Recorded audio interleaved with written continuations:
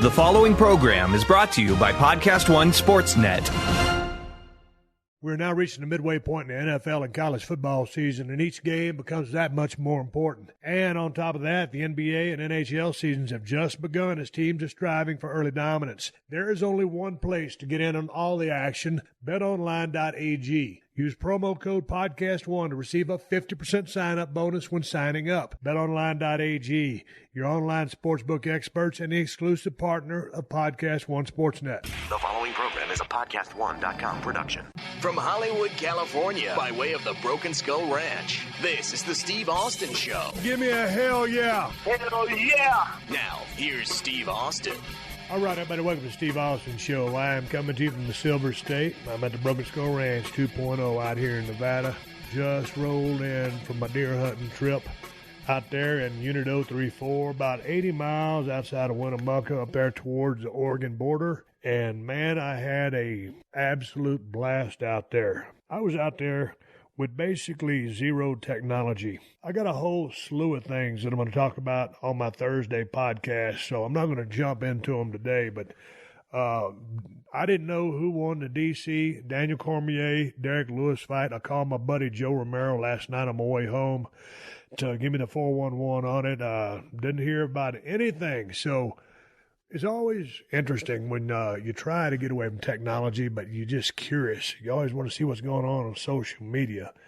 But when you really get out in the middle of nowhere and it ain't available, you don't miss it, and you're just able to concentrate on the task at hand, and that was trying to find a deer, enjoy life, enjoy the outdoors, take in your surroundings, get your face out of your phone. On one hand, it was hard to communicate with my wife because the reception was just a drizzling shits. Internet basically did not exist. I didn't even get on my phone other than I got a gimmick phone. I'll tell you about that on my Thursday podcast. And that thing didn't work worth a shit either. I'm not very excited about that. I'm going to take that sumbitch back and get a new SIM card or a new phone or get my money back, and I'll bring you that story on Thursday too. But hell, man, I rolled in last night, I think about 12:30 or 1 in the morning. I can't believe what it was. I got my last hunt in. I threw my shit in my truck. And hell, I threw a pair of 35-pound dumbbells in the back of my pickup truck with all the rest of my shit like I was really going to work out there. And I'll be damned if that ain't the one thing that when I was spinning up out of there last night,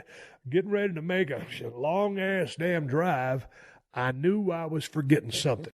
You know that feeling when you're going down the road and you just hit the goddamn... I'm sure I got everything packed up, but for some reason, it really feels like I'm forgetting something. I forgot my effing dumbbells, my 35-pounders. I was just going to do curls, some just one-arm tricep extensions, some shoulder presses. What's that gimmick exercise when you got the dumbbells in the palms of your hands, you're doing a push-up and you do a row, and then you do with the other hand. I was going to do some of those.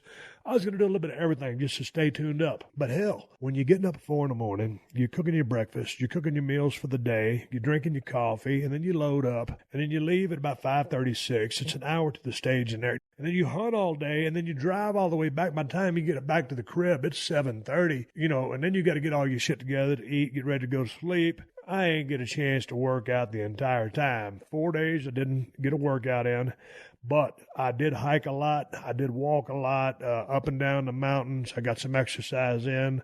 Drank zero alcohol. I think the guys that I was hunting with were shocked that I wasn't drinking alcohol because usually during deer season, that's when I drink the most alcohol. But the fact of the matter is, I put myself on a program. I'm following the program. The diet was pretty much on the money. Didn't really deviate too much from that. I was square. Didn't get the workouts in, but zero alcohol. I remained true to my commitment, which I made to myself.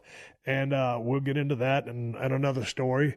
So I was happy about that. But God dang, if there's one thing that chaps my ass is when you forget something and it's about 300 or 400 miles away, you're hoping somebody else brought it back to the Reno area so I can get my hands back on my dumbbells and start pumping them some bitches again. But anyway, I'm not going to ramble a whole lot on this here podcast open. I got about an hour's worth of questions that you guys sent in to me, and I thank you so much for sending me those questions because I'll tell you on the Thursday show, but I had to cut a day off my damn trip just to get this podcast in. If I hadn't had you guys to pick me up and help me out, I would have been really up shit creek. So I saved a few other the questions for another podcast, and I'm going to use those and I'm going to answer them.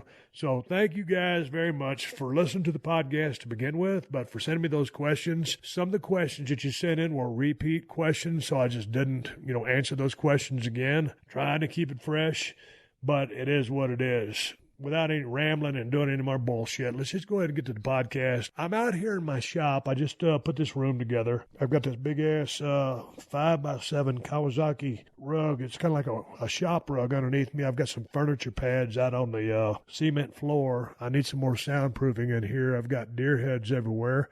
This is going to be my podcast compound. I'm going to put my neon clocks and my deer heads in here, get this place all slickered down, get some soundboards up. It's right next to my gym. I can open a window and I can see the gym from here. So it's just a cool setup, and I'm going to decorate this. It's going to be my getaway spot. A little soundproof, and we'll be ready to go. But let's stop rambling. Let's start podcasting. Thank you for the help. I appreciate it. Let's get it. Folks, we're almost at the midpoint in the NFL and college football season, and each game becomes that much more important. And if that's not enough tension for you, the NBA and NHL seasons have just begun as teams are striving for early dominance. The Bucks, Raptors, and the defending champion Warriors all starting off on a very high note. And in the NHL, the Predators, Maple Leafs, and Penguins are ahead of the pack. Are you looking for a place for all your online wagers? Look no further, because our friends at betonline.ag have got you covered. BetOnline.ag is an exclusive partner of PodcastOne Sportsnet and our go-to for online sports betting. You need someone to get behind? These are the guys. Don't hesitate. Head over to betonline.ag to take advantage of the best bonuses in the business. When you're there, use promo code PodcastOne. That's PodcastOne to receive a 50% sign-up bonus today. One more time. That's betonline.ag and use promo code PodcastOne to start winning with your online sportsbook experts. Also, here are some useful car tips you might not be aware of. Putting your floor mat on your tires in the winter can help get your car out of the snow. Removing excess weight from your car will improve gas mileage. Oh, and if you live in California, put your parking brake on whenever you park. Every time. Are you ready for one more tip you might not know about? TrueCar also helps people get used cars. That's right, TrueCar ain't just for buying new cars. With their certified dealer network and nationwide inventory of nearly 1 million used cars, you will enjoy real pricing on actual inventory and a simpler buying experience whether you buy new or used. And with TrueCar, users can see what others paid, so they know if they're getting a good deal before buying. They're also more likely to enjoy a faster buying experience by connecting with TrueCar certified dealers. When you're ready to buy a new or used car, check out TrueCar and enjoy a more confident car buying experience. Some features not available in all states. This is the Steve Austin Show. All right, everybody, let's get this thing cranked up. I got Moolah on my left-hand side and Callie on my right-hand side. They're both sleeping peacefully. I'm located in my shop, answering the questions you guys sent in. Appreciate you guys helping a brother out in a time of need. First question comes from Libby over there in Howell, New Jersey. Libby says, "Hey, Steve, I've been a fan since Hollywood Blondes days. I love the podcast. My question is, have you ever thought about putting your podcast on YouTube in video form? It would be great to be able to see you and your guests shooting the breeze. Thanks for all the entertainment over the years." Libby, thanks for the question. Thanks for watching all these years, especially going back to those Hollywood Blonde days. I'm telling you, when I first got news that I was going to be in a tag team with Brian Pillman, I was not happy at all. But we took that ramshackle tag team, turned it into the Hollywood Blondes, had great success in a short amount of time, got over, and then we got split up. But I appreciate you bringing that up. I really miss Brian Pillman, and I love the days when we would ride down the road together in a Chevy Lumina van with Raven or Scotty Flamingo or Scott Levy, whatever his name is.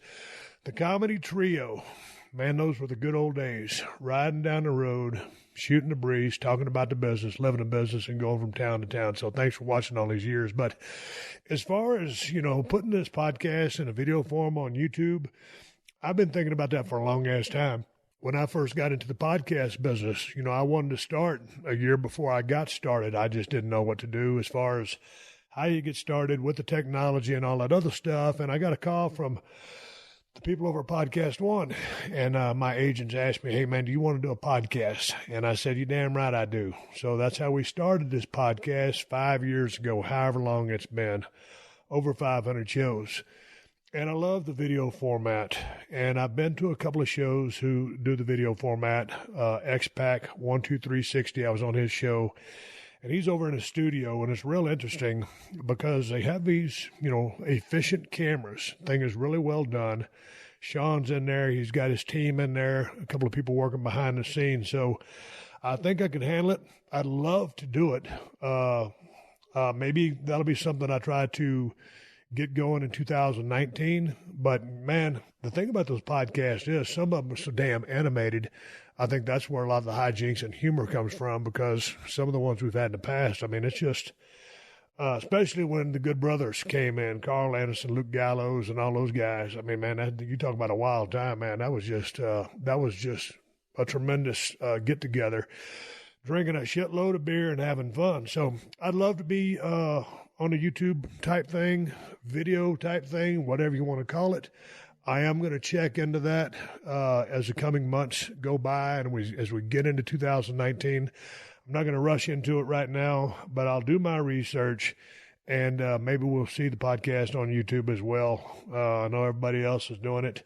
I'm always late to the ball game.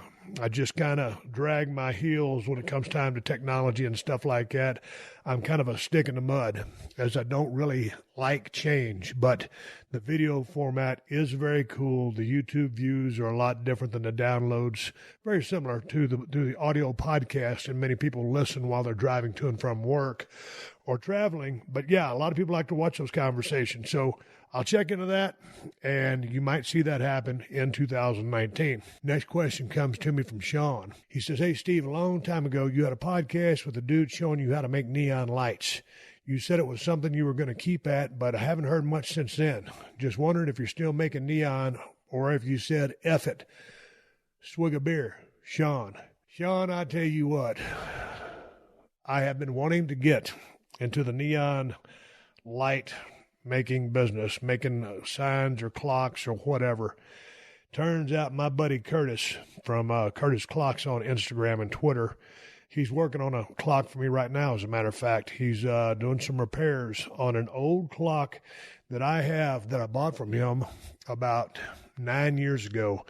It's a big-ass, two-sided industrial clock that hung up in a warehouse somewhere in Los Angeles, and it was double-sided, so depending on which side of the shop you were in, you could see what time it was. And it was red neon. I'm having it changed to aquamarine, and the clock wasn't working on either side. It wouldn't keep perfect time. So he's putting two motors in there. He's making the tubes aquamarine green. I'll put a picture of that on my Instagram when he gets done with it. Turns out Curtis just didn't have time to teach me. That guy is so busy, and he custom makes clocks, and he's probably the best clock maker as far as neon goes in the United States of America, as far as I'm concerned. All hand-built, all American stuff. His construction, he's been doing it for years. He's awesome at it. And he does not have the space in his shop for me to sit there and just bend tubes and practice while he's trying to get work done. Now, I did meet the guy that operates out of Reno, which is nearby where I'm at, but it's a pretty damn good drive to get to and from Reno every single day when I'm here at the Broken Skull Ranch 2.0. So it's just too far away. So to answer your question, I haven't proceeded to learn to do anything regarding neon. I'm trying to do it. I would love to do it, but right now I ain't got time. If I could just get over to Curtis, over at Curtis Clocks, and he could just teach me, because you can buy those tubes pre-bent. You can buy them in certain diameter circles. And if you just have, the frame or the can, the bezel, the glass, put the artwork on there, the moving parts, that's not a hard, manufacturing or put together process. So I know I could handle that.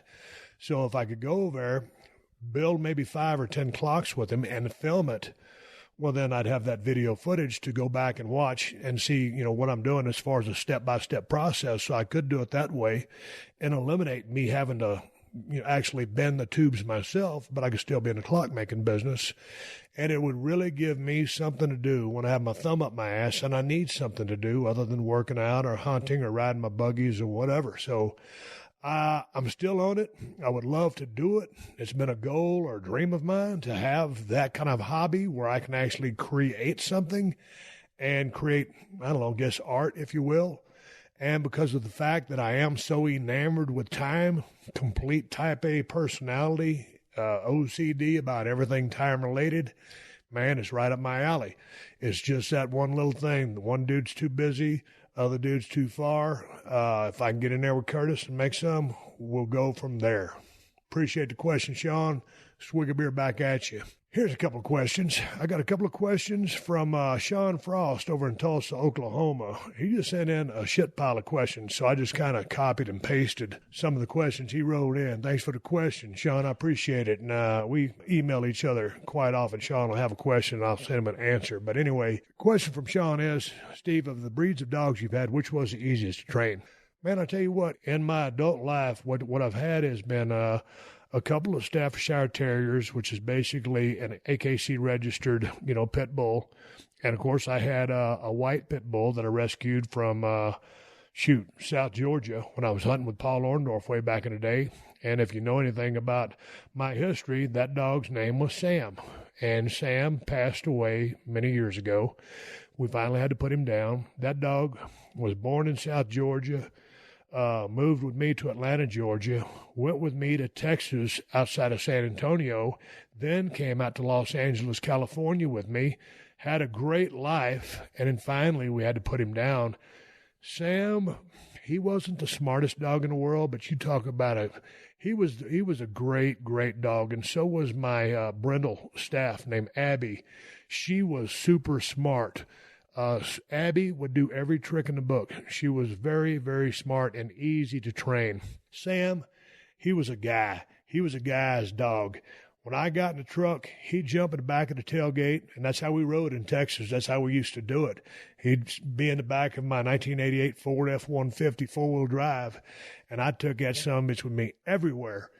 And now that I've been married, with Kristen for 14, 15 years, all we've had is labs. And when we met, she had a lab rescue named Brio, and she had a black lab named Shona. And then I started living with her, and we had those dogs. And Shona was Kristen's favorite dog. Well, Brio was too, but he was a rescue.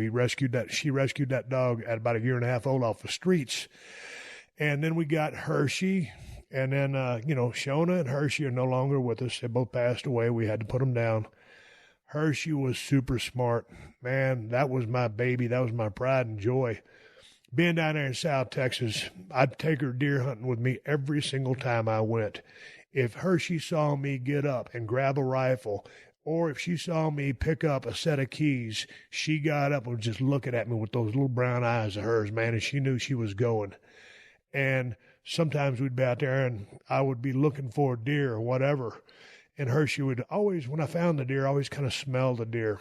And then one time I was having a hard time finding a deer. And all of a sudden Hershey just starts busting through the brush. This is the brush country of South Texas. And she's not a bird. I mean, she's a bird dog technically because she's a chocolate lab.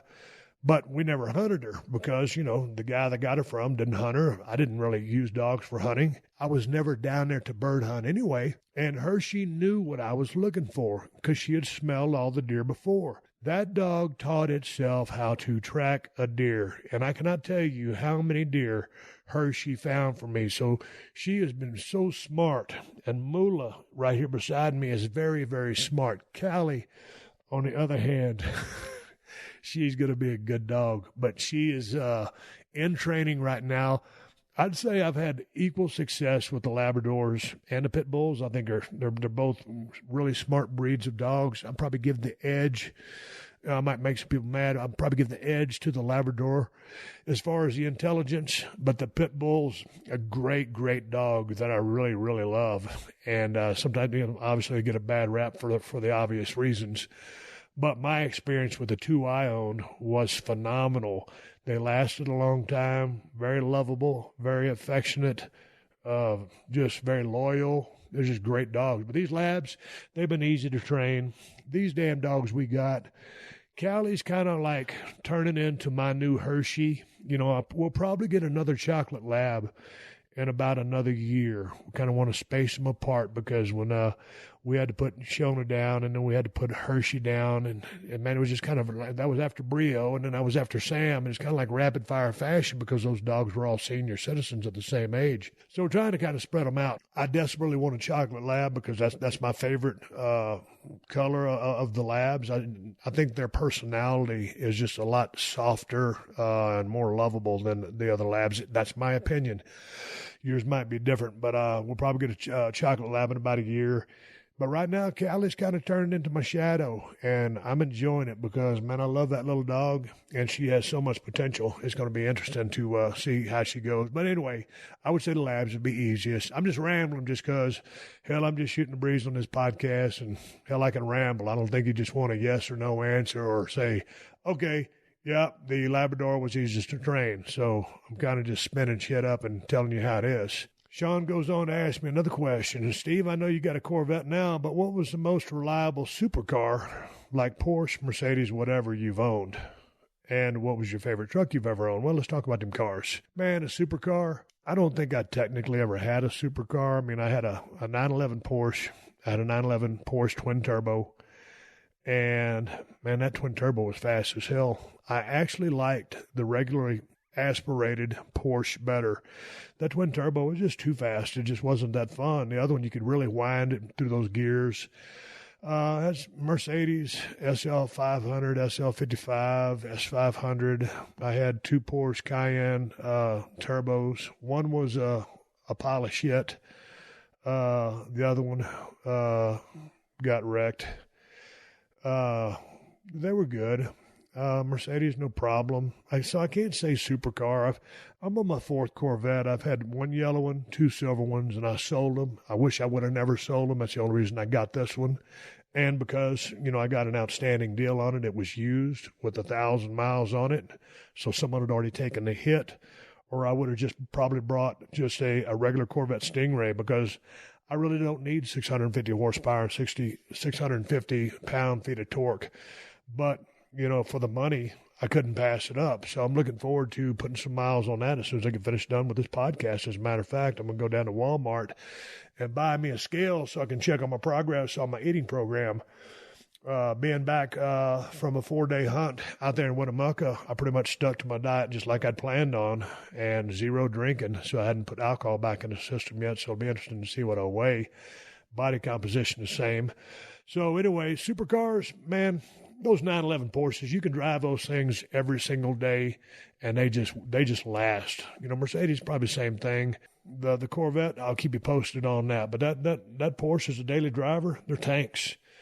The favorite truck I've ever owned, man, I've owned so many damn trucks, I can't keep track of them. Like that 2003 Chevy Z71 got 81,000 miles on it. That's my truck that I run errands around here in town with. That's the truck that I take down to the shooting range and I put all my stuff in there. If I'm going to go ride my four-wheeler or my buggies or something like that, that's what I'll either load that up in and take that out to BLM. I love that pickup. It doesn't have a whole lot of power, but that's a badass pickup truck. My new Chevy Duramax, that thing is unbelievable. I got the crew cab, 4 doors, short bed. Man, if I had to do it again, I would get a long bed pickup. That short bed is great for working around town or navigating around town. But, man, that's a work truck. That's a 3/4 ton diesel. And you just need to be able to stuff as much stuff in the back of that thing as you want. You want to be able to drive your four-wheeler in the back of it and have the room to shut your tailgate and put some other shit back there. When I put my Brute Force 750 in the back of that truck, I cannot shut the tailgate. Buddy says, hey, get you a tailgate, get you a bed extender. Well, you can get a bed extender, but your tailgate is still down. So I just got finished driving that truck 600 miles, 700 miles, whatever it was, back and forth to the unit where I was deer hunting. And I was pulling my my Kawasaki Mule and my utility trailer, and you couldn't even tell the damn trailer was back here. So I love that pickup.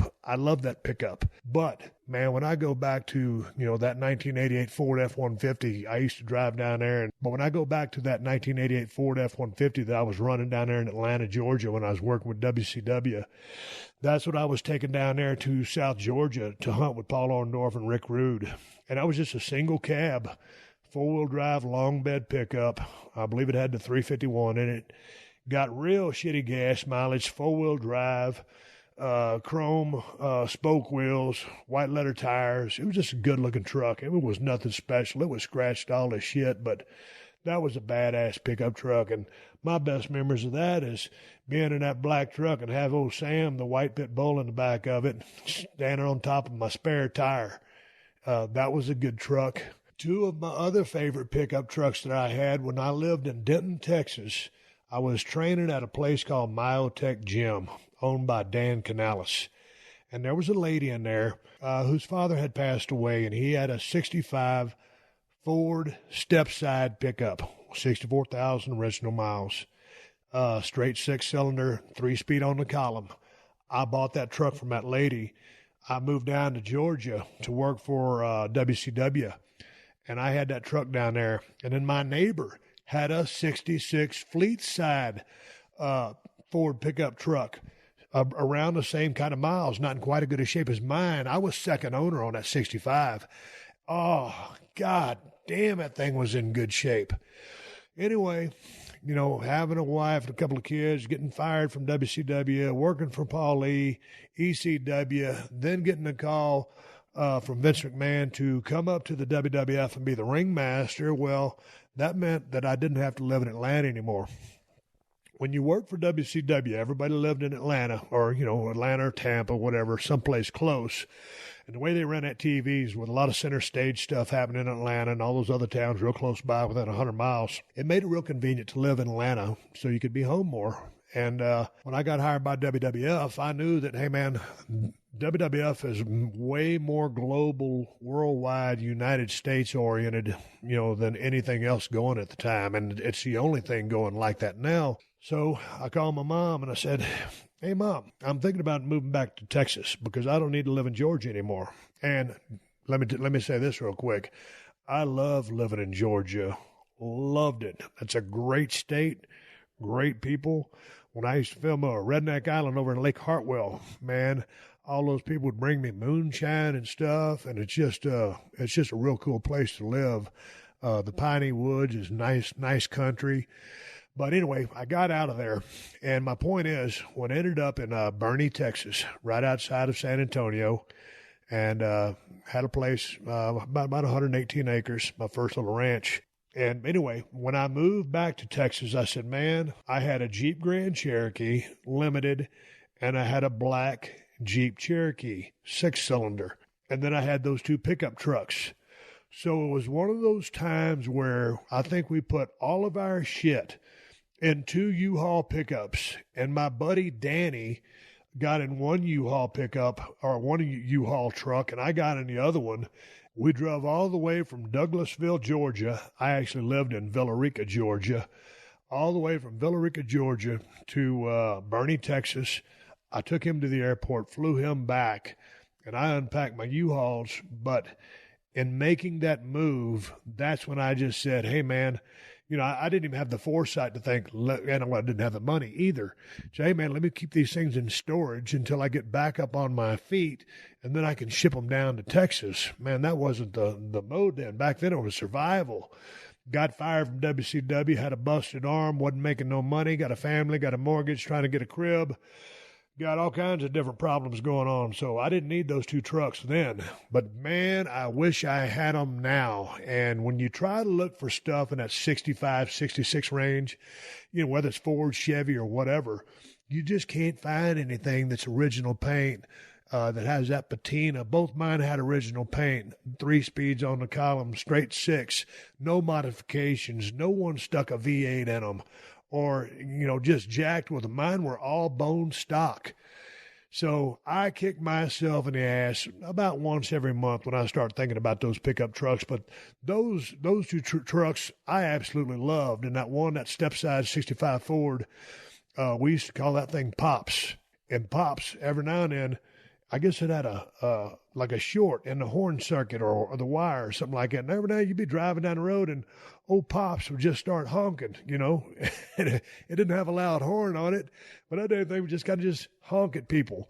And I don't know if it was a ghost driving it or something like out of that song Private Malone from David Ball. But old Pops, god dang, I wish I'd have still had those pickup trucks. But, man, I've had a bunch more. I had a 70 GMC with a granny gear and a 350. That thing would pull the front wheels off the ground. My old 98 Z71, my 2002 Z71 blue and silver, that one met its demise. I've had a bunch of pickup trucks, but those would be probably my favorites. And my 03 that I still got here, that's my half-ton. That's great for running errands around town. When you get in that 3/4 ton, that Duramax, if you're just going to run errands, it's a little much just to be parking in town. Now, out here where we live, there's plenty of room for it. But when I took that thing out to L.A. just to haul some shit back to the ranch, you see those work trucks in L.A. traffic all the time. But I'm just saying, they're not the easiest things to get around in L.A. And if you're going to go do underground parking, whole different ball game with the turn radius of those things, especially if you would have opted for the long bed, which is what I wish I would have done. But I'm really enjoying that pickup. Sean says another question. He says, what would you be doing if you'd never gotten a chance to do this podcast? Well, I guess obviously I wouldn't have been able to have a platform to reach the people that I entertained way back in the day from my days in the business of professional wrestling. So I guess I wouldn't have missed anything because I wouldn't have done it, or maybe I wouldn't have known about it. I've enjoyed doing this thing for 5 years, and it's enabled me to keep in touch with some of the fan base that I, used to entertain when I, would open up a can of whoop ass inside a squared circle. I miss that wrestling business. Well, let me say it like this.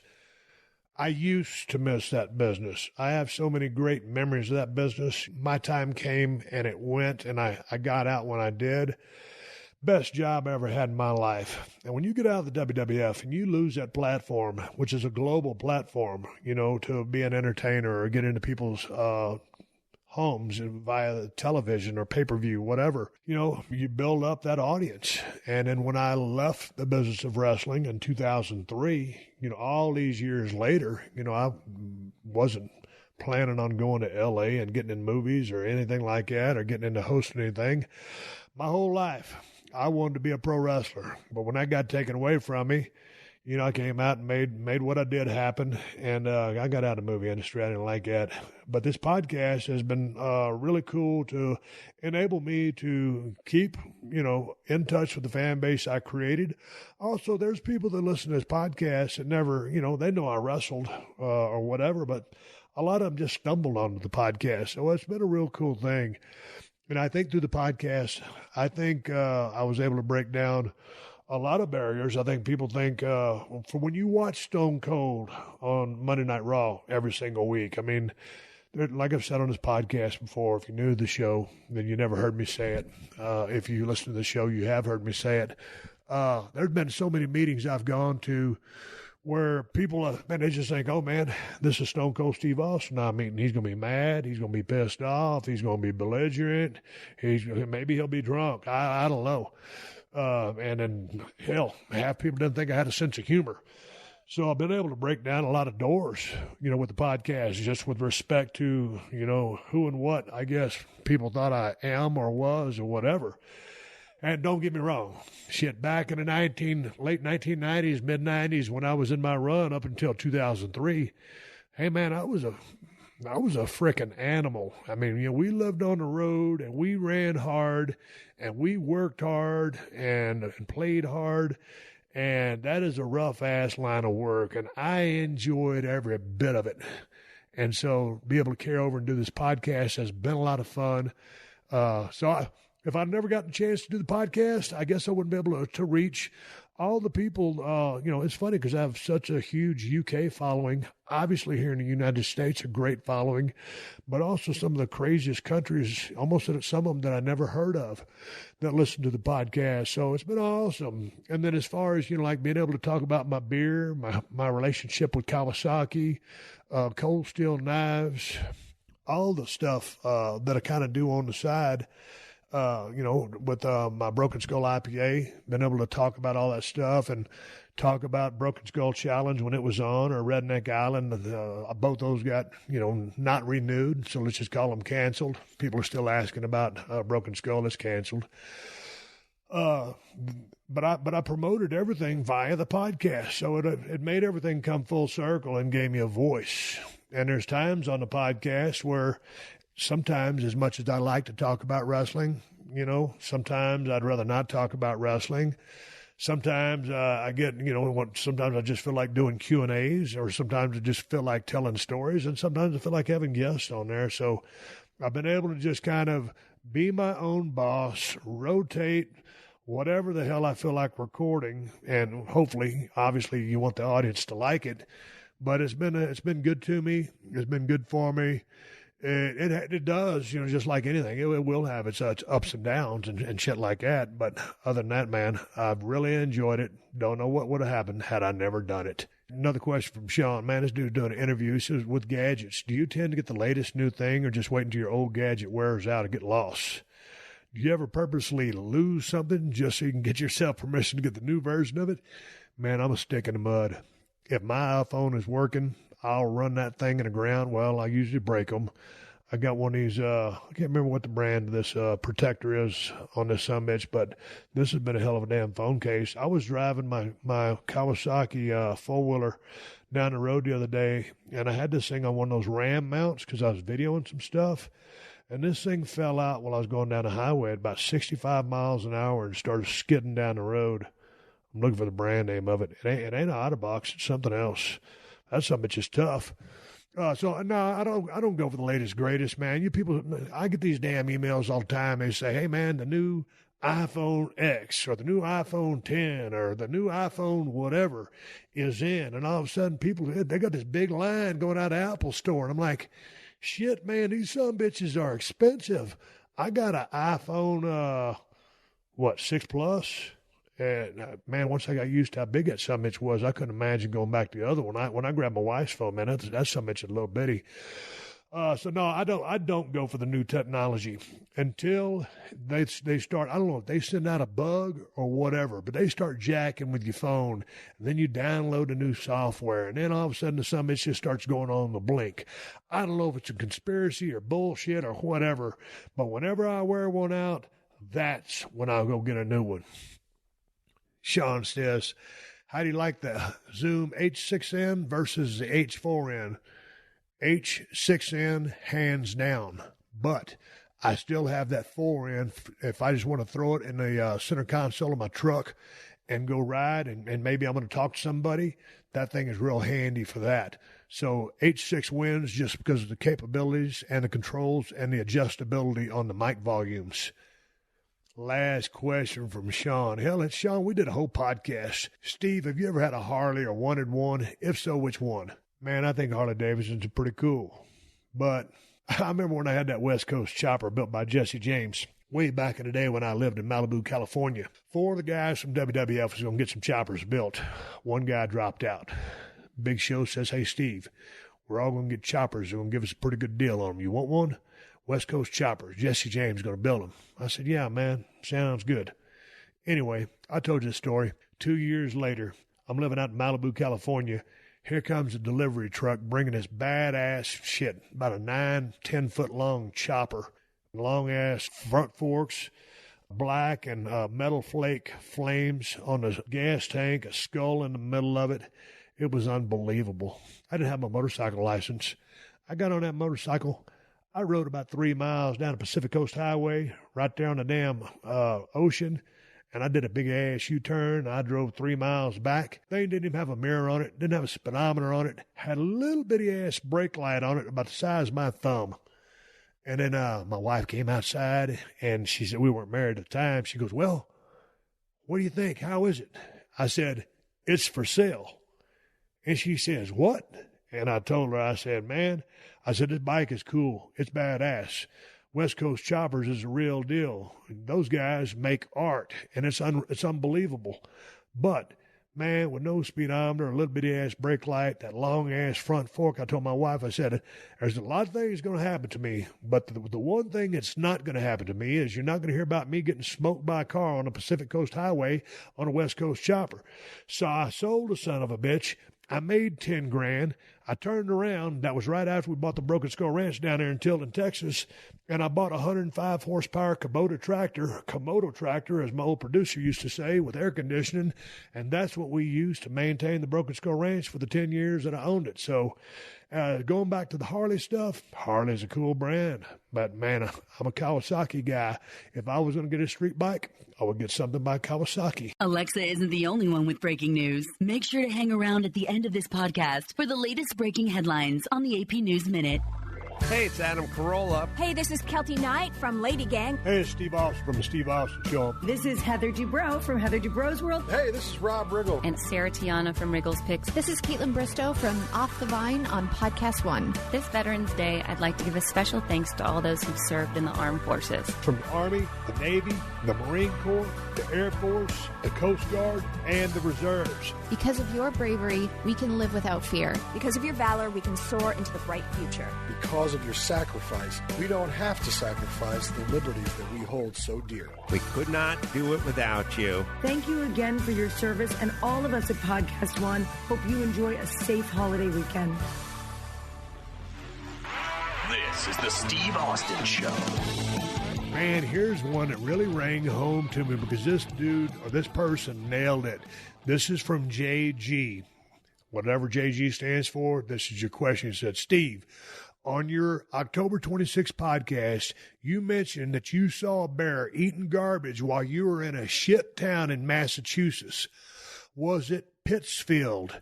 You came to our local boys club in October 1997. We're out in Berkshire County and have tons of black bears.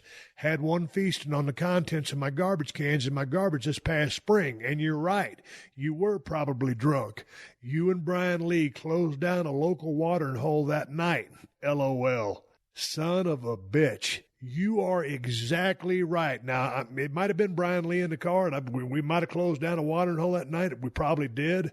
But you're exactly right. It was Pittsfield, Massachusetts. So I didn't mean to call it a shit town as far as disrespecting the town, but when you're driving all these towns, you got your big cities and these little shit towns like I would say Edna, where I grew up. I had a little shit town Edna, or a little shit stain on the side of the road.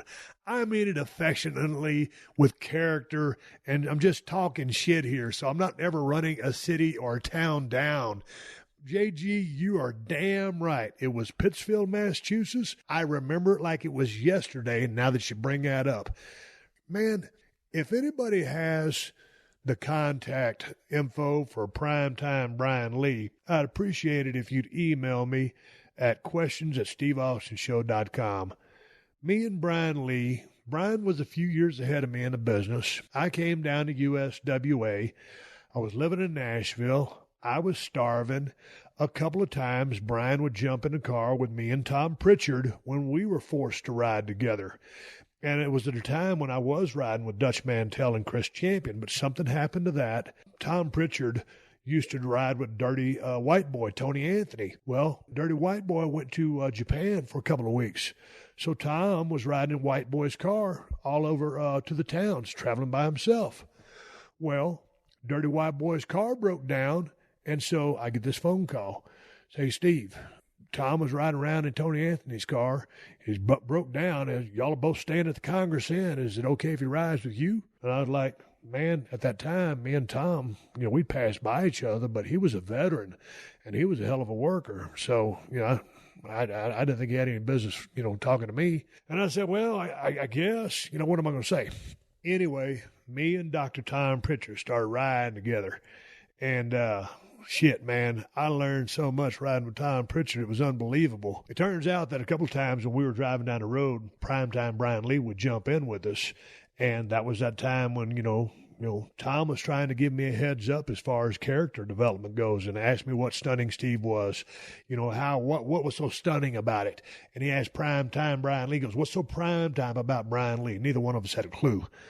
But I learned a lot from Tom Pritchard. But going back to, you saying I was Brian Lee, Man, I never knew what happened to that guy. He was a talented guy, charismatic guy, funny as hell. He was one of the funniest guys in the locker room.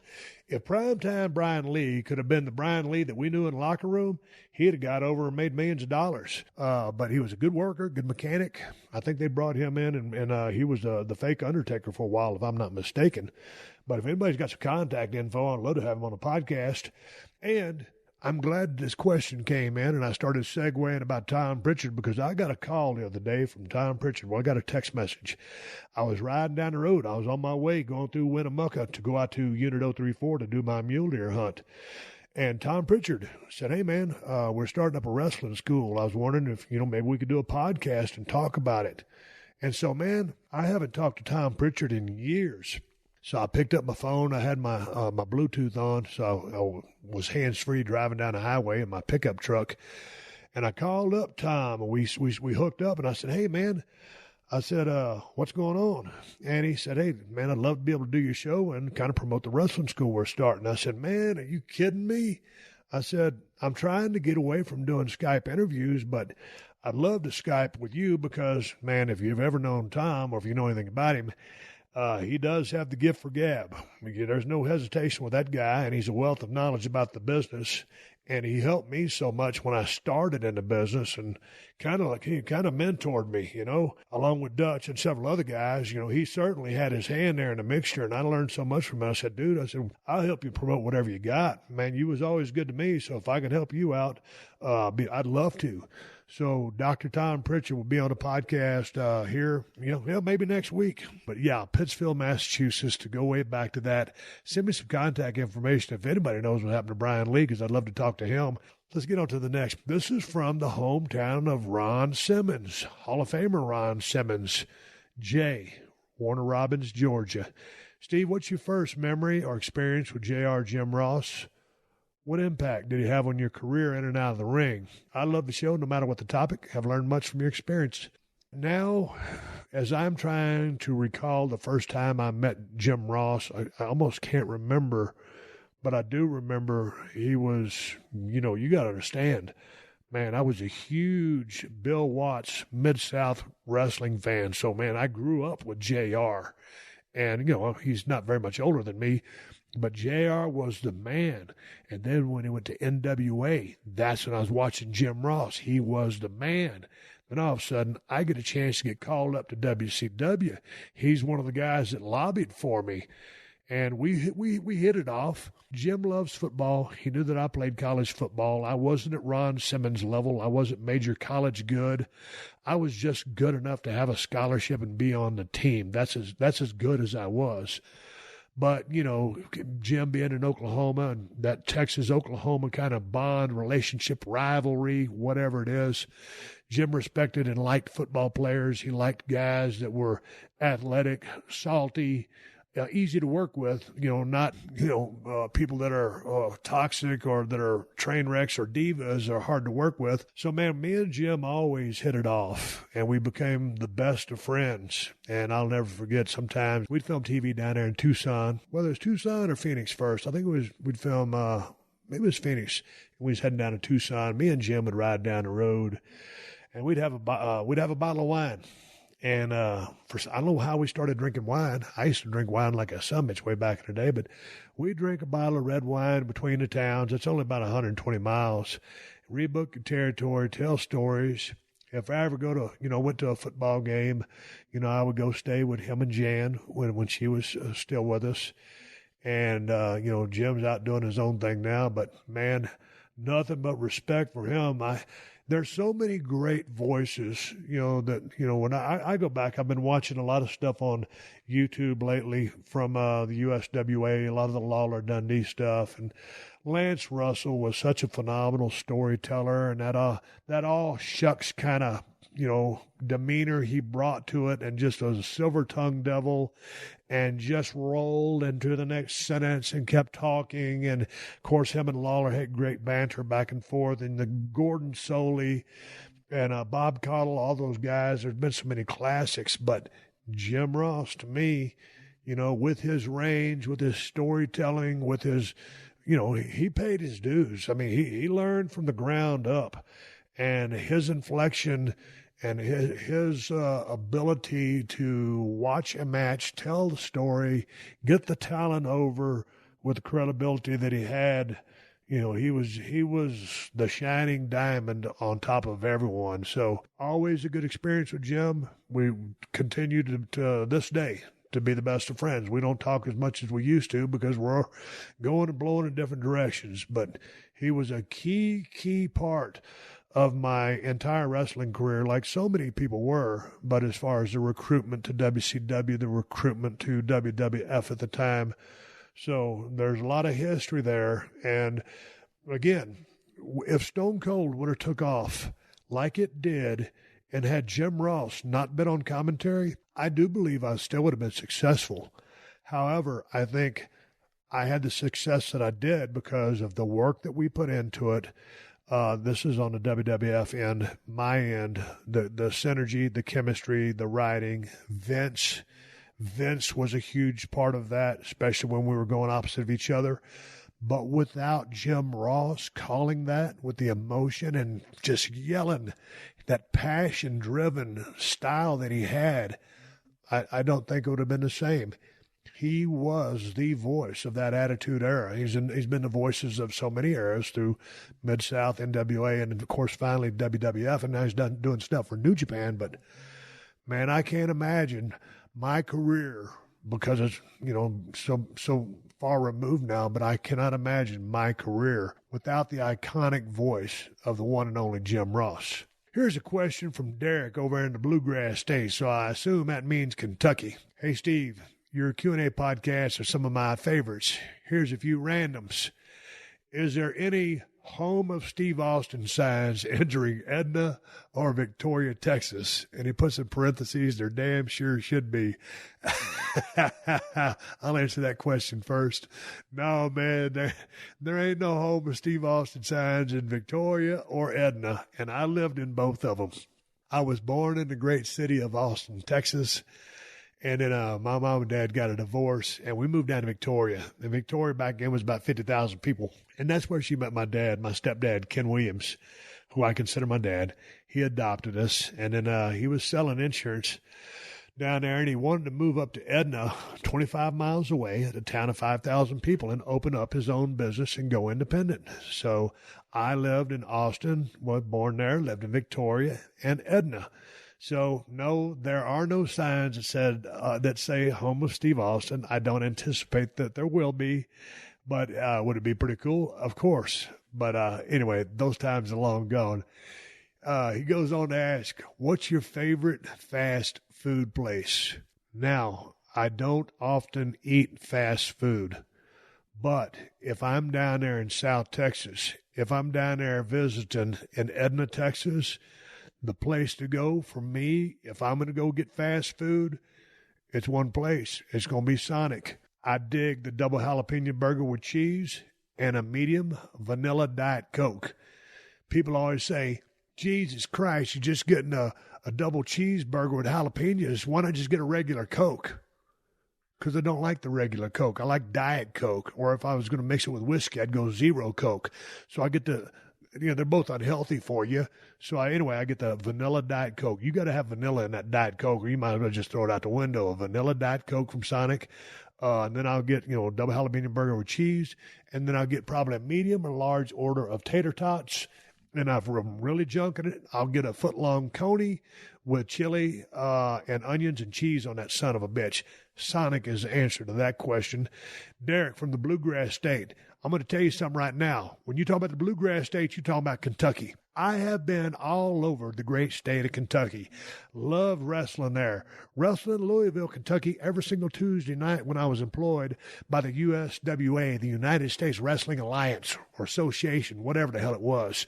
And then when we was over there with WCW maybe, but for sure with WWE, WWF in Lexington and a couple of other damn towns in Kentucky, Bowling Green, I ain't never rolled through there. And seen no bluegrass. Y'all ain't got no bluegrass. Y'all's grass is the same color as everybody else's grass. It's green. Here's one for you. Derek, if you got some information, I know I've read about it on Wikipedia before. Tell me some information about where that gimmick came from, the bluegrass state, because y'all's grass ain't blue, it's green. If you watch on TV every now and then, who's that, Boise State that got that blue field? That's blue. That's blue. That ain't green, that's blue. It's so blue, it's almost hard to watch the football game. Nonetheless, when I think of blue and you say grass, that ain't bluegrass. That's green grass. Derek, I appreciate your questions. Send me some 411 about that bluegrass shit. Oh, man. Here's a question from KC in West by God, Virginia, as he writes. He's proud to be from Virginia. He goes, hey, Steve, do you think Ford will actually produce a new Bronco? It's been teased for years now, but has never happened. Is Ford Motor Company ribbing us? KC, I don't know. From what I understand, I believe The Rock drove one in one of his movies. I think it was a prototype or something like that. I just got finished driving my 1995 Bronco with 42,000 original miles and a 5.8 motor, the 351, over to do my hike up the side of a mountain. That thing is glorious. Now, here's the thing. To answer your question, I don't know if they're going to produce this thing or not, but I hear it's on the Ranger platform. What's going to happen is, if they do come out with it, if they come out with a small four-door version, it's going to be too small. It's going to be too cramped. It's not going to have enough motor. And if they do the two-door version, which I really have a hard time seeing them do, I wish they would, but here's what's going to happen. It's going to be underpowered, and there's not going to be enough room inside the interior. Here's the thing. I love the early 60s and 70 Broncos, the Gen 1 stuff. Then go to the Gen 2, the 78, the 79. Oh, love those. And then you go through the other gens. But then when you get to that year model that mine is, and the last year they made the Bronco, the XLT, was 1996. That, to me, is the best Bronco to have. That body style, that interior space, with respect to, those other ones. Those are badass, too. But I always like the latest technology. There's so much room in those things that what they're going to do is they're going to be too tight. They're going to be too cramped up. It's just not going to have the power, and it's going to be very vanilla. Now, I'm hoping this isn't the case, and I'm hoping that they do make it. And I'm hoping that if they do make it, they put some thought into it. And as they put thought into anything, but I think it's going to be too crampy, and I don't want them to take one of the most iconic vehicles that ever rolled out of Detroit and turn it into a J-Brone vehicle that just blends in with the crowd, because the Bronco was a special vehicle. I always get people when they say to me, my Bronco was white with a silver stripe down the side of it, on the doors, the side panels. Well, my dogs are sneezing. And everybody says, oh, man, you got the OJ vehicle, the OJ Bronco. Hey, man, F OJ. That guy ruined the image of the Bronco forever. Al Callen's driving that damn thing down to 405 in Los Angeles all those years ago with OJ in the back like a damn coward. They just ruined the damn image of the Bronco. I can't stand when someone makes that reference about my Bronco. Man, that's one of the, okay, I answered my question a while ago about my favorite trucks. I was talking about pickup trucks. And if you want to talk about just trucks as far as cars and stuff like that, hell, that 95 Bronco I got, I'll never sell that son of a bitch. That's how much I like that thing. I treat that son of a bitch like a baby. I'm still thinking about getting some new wheels for it. Haven't got them yet. I got the wheels I have on there are the lowest level wheels they got. Well, mine's an XLT. And when I bought it, it had the manual mirrors. It didn't have the electric mirrors that you adjust on the left-hand side of the door. I had those installed at my body shop over there where I used to keep my RV, because those manual mirrors, you couldn't see shit out of them. You couldn't adjust them. So I got the electric ones put on, and other than that, it's all original paint, and they did a damn good job on it. But anyway, hopefully if Ford does decide to make that Bronco, they put some thought into it. They make it macho. They make it badass. They make it the vehicle that it's supposed to be. Don't F it up, Ford. The blue oval's depending on you. Let's move on down the road. Hey, Steve, did you happen to see Damian Lillard wearing Stone Cold garb as he got out of the team bus? What'd you think? Drew in West L.A. Shit, Drew, man, when I saw Damian wearing the Stone Cold stuff and he had the damn music in the background, he had the swagger with the skinny jeans on, I thought it was awesome. Man, the dude had to walk down. He had to walk down better than I did. A lot of people was ragging on him because he had the skinny jeans, but those things are in style these days, especially for a guy of his build. He's kind of on the slimmer side. I couldn't pull those things up past my calves, but I thought the guy looked like $1 million. I was honored that he chose to go with Stone Cold for Halloween, and I thought he crushed it. So props. I hope y'all have a good season when y'all kick it up over there, but it was awesome. It was good to see. And I want to thank everybody that sent me pictures on Twitter of their Stone Cold outfits when they went out for Halloween, because I always appreciate when people dress up like that. And those masks has come so far. The technology behind those things, it's awesome. But it was cool, man. Let's move on. Here's a damn question coming from Shane down there in Keller, Texas. He says, Steve, this year I'm hunting with my Remington 870 Express and using rifle slugs. Have you or Ted used a shotgun for deer hunting? Did you like it? Any advice or comments on it? Thank you.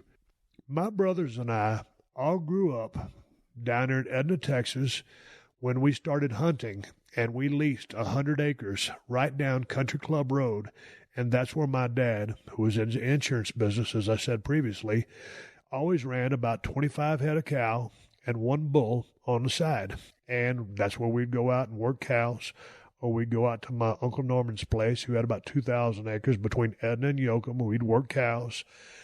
And that's where we learned how to shoot.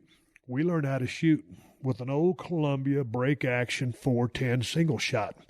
We learned how to shoot dove, and my dad taught us one by one as we got old enough to do it. My dad hunted with the Winchester 264 Magnum as his deer gun, but other than that, he was a Remington guy.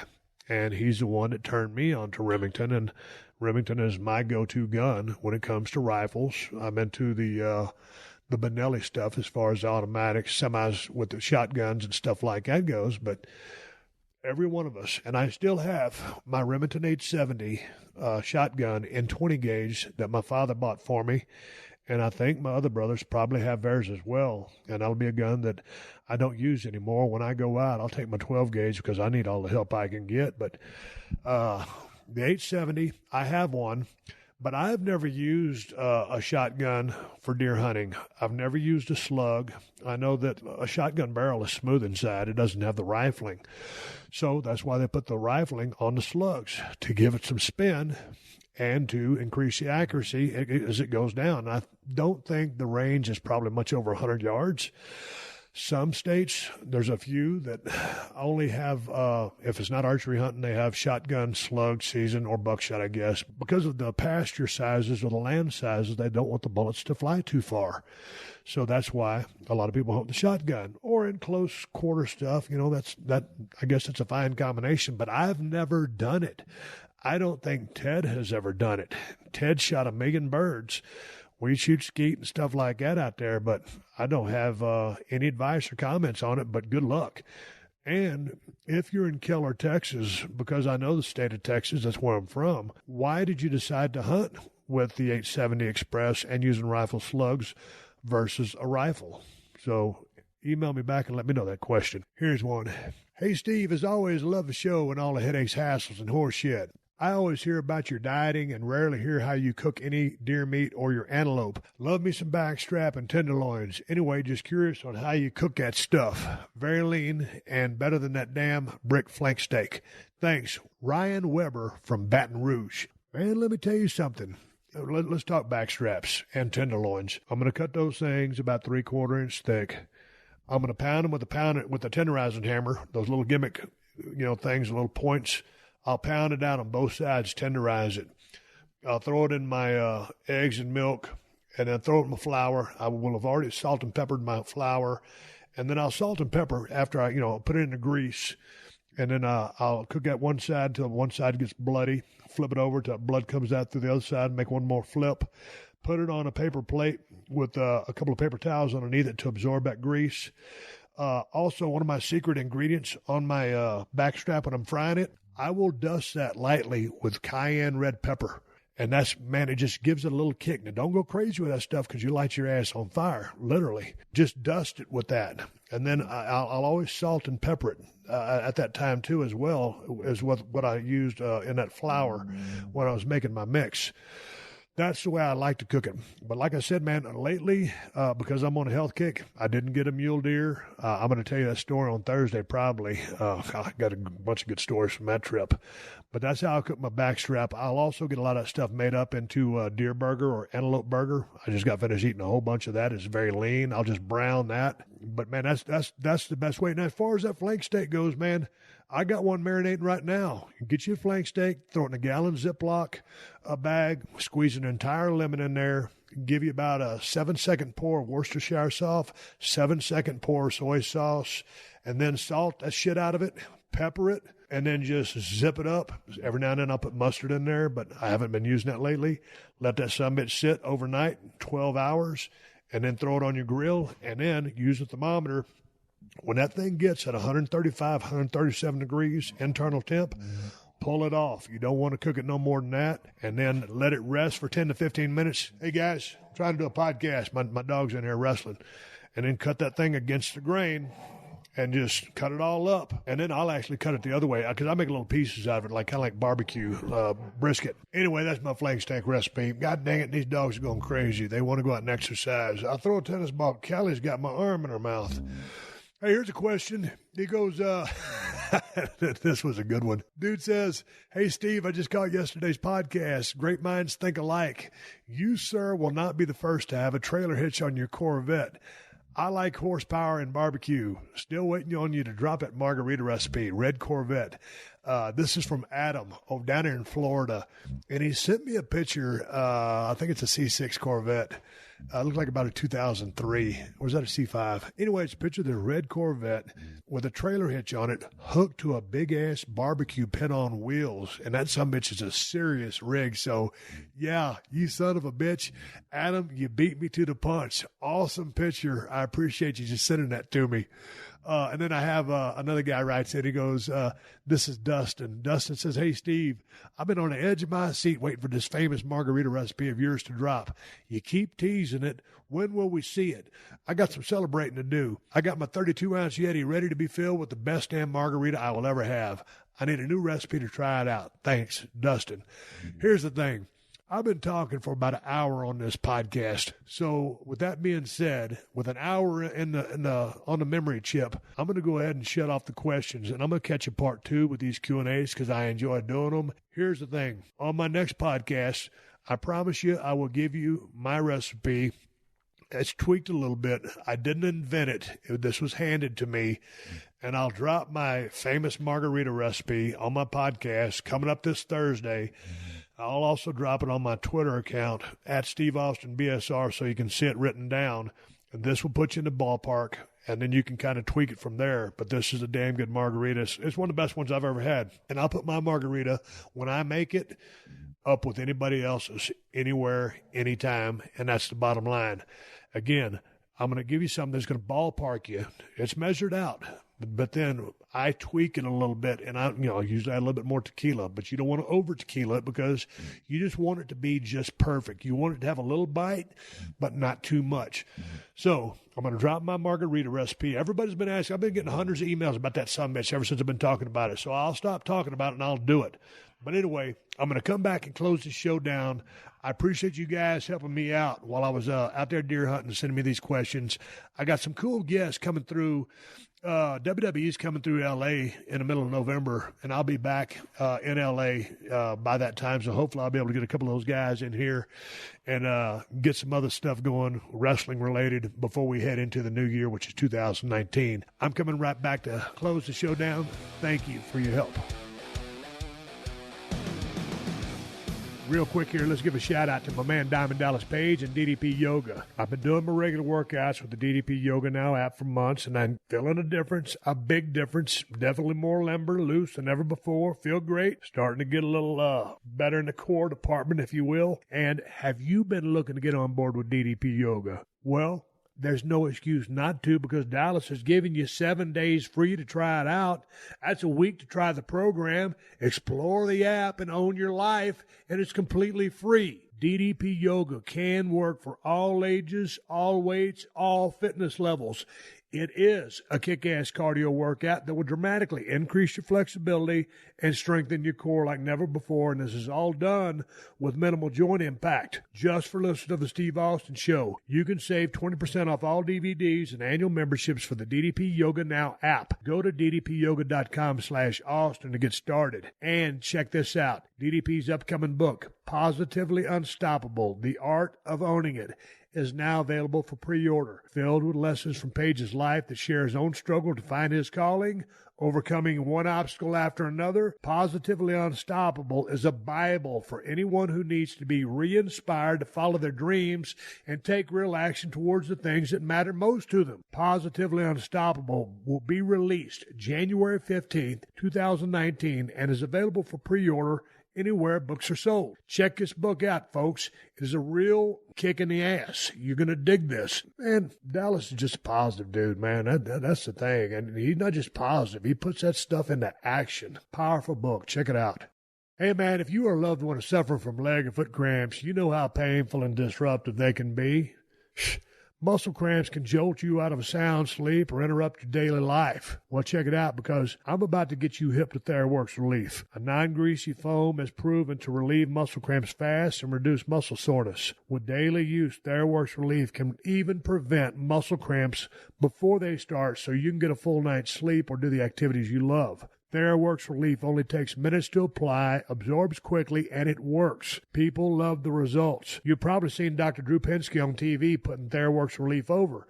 It's that efficient and respected. The holiday season is around the corner, so if you know someone who suffers with muscle cramps or muscle soreness, get them Theraworx. Theraworx Relief is the top choice for preventing and relieving muscle cramps. Get Theraworx Relief today in the pain and relief aisle at Walmart, CVS, Rite-Aid, and Walgreens, or by talking to the pharmacist. Learn more at TheraworxRelief.com. That's THERAWORX Relief.com. Check it out. All right, everybody, give me the go-home cue, so I'm going to wrap up this podcast and ride off in the sunset. I answered about an hour's worth of questions. I've got more questions that you guys sent in. I want to say thank you very, very much. I'm going to get into my hunting trip coming up probably Thursday. I will drop the Broken Skull Ranch margarita as well. I got a lot of things going on that really I needed these questions, so I appreciate you guys sending them in. Hopefully I haven't answered too many of the same questions over and over again. Hell, to tell you the truth, I've been hitting the head with so many damn steel chairs. I don't know where to shit or wind my watch, but I want to say thank you for sending the damn questions. Much appreciated. Check it out. If you're thirsty and you want some beer and you like IPAs, the best IPA on the planet is my beer, Broken Skull IPA from El Segundo Brewing Company. You can find it at Whole Foods and Total Wines if you live in Southern California. And if you ain't in Cali, you probably shit out of luck. Stop by the brewery at 140 Main Street and pick up a fresh batch right out of the draft or right out of the freezer in a bottle. And if you're looking to get either the Cold Steel Broken Skull knife or the new Working Man's knife, which I just used a shit pile of on my deer hunting trip, you can get them at my new Amazon store. Amazon's got the best price on both knives. Just go to Amazon.com/shop/Steve Austin or go to the Cold Steel Knives website. I want to say one more thank you to all the fine sponsors of the Steve Austin Show, especially BetOnline.ag, TrueCar, DDP Yoga, Theraworx, and Geico. That's how I'm able to do this podcast for you twice a week for free. Please support them because they support us. If you need more info on my sponsors, check out the show description and this episode for details. I am on social media, Twitter and Instagram, at Steve Austin BSR. If there's anybody else out there with a similar handle, it is a fake, an imposter, a jabroni. Do not follow them. Send me an email and notify me. Folks, until the next time, my name is Steve Austin, and I will catch your ass down the road. This has been a Podcast One production. Download new episodes of The Steve Austin Show every Tuesday at PodcastOne.com. That's PodcastOne.com. Hey, before we ride off, a quick message from our friends at Geico. Go to Geico.com, and in 15 minutes, you can be saving 15% or more on car insurance. That's right. Save hundreds of dollars on car insurance at Geico.com. Extra money in your pocket? It may just be the most rewarding thing you do today.